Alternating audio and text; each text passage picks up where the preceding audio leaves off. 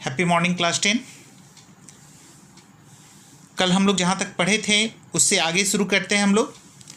Now open your book and focus your mind on book and what I am going to say you.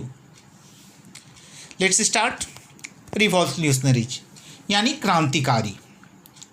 Ideology of revolutionaries, क्रांतिकारियों की विचारधारा। Ideology means विचारधारा। After 1815 the fear of repression drove many revolutionaries underground. 1815 के बाद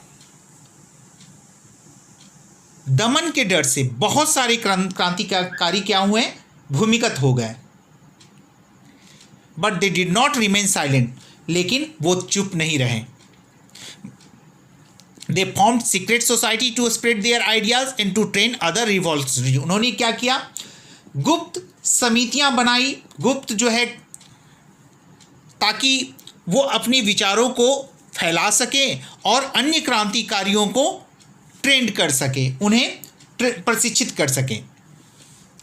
to be a revolutionary at that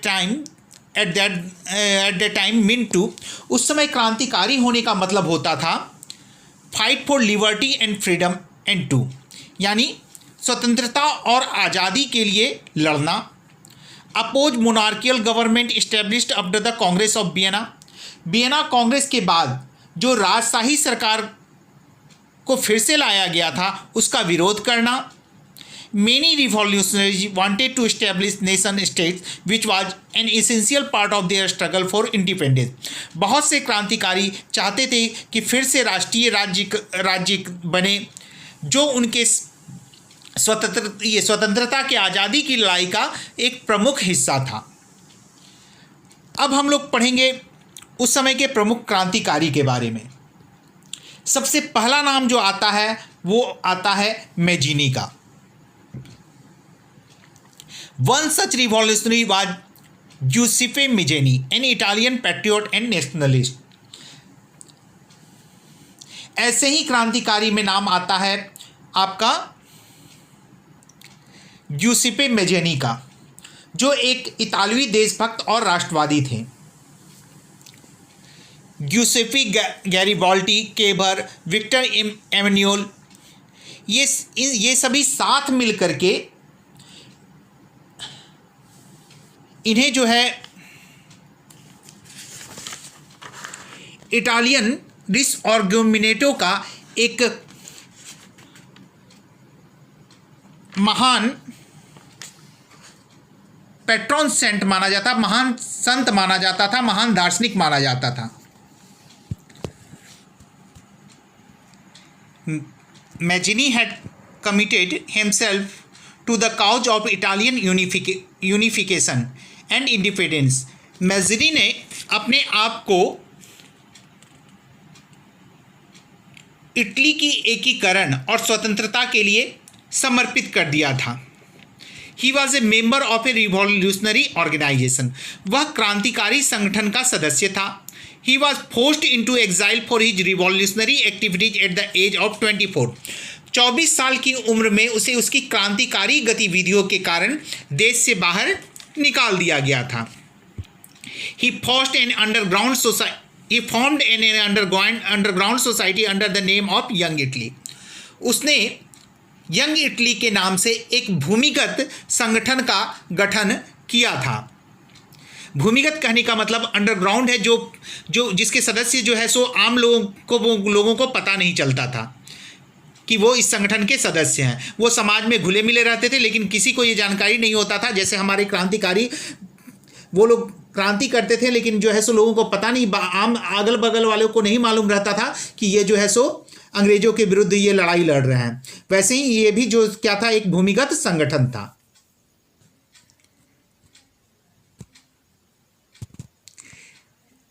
it was an association which attracted adherents through the peninsula. यह एक संघ था जिसने उस पूरे प्रायद्वीप में अपने फॉलोअर्स को अपनी ओर आकर्षित किया, अपने अनुयायियों को अपनी ओर आकर्षित किया। इट वॉज फाउंडेड इन मार्सिलेस इसकी स्थापना जो है मार्सलेस में हुई थी। He also founded another society young Europe in Berne which had members from Poland, France, Italy and German state.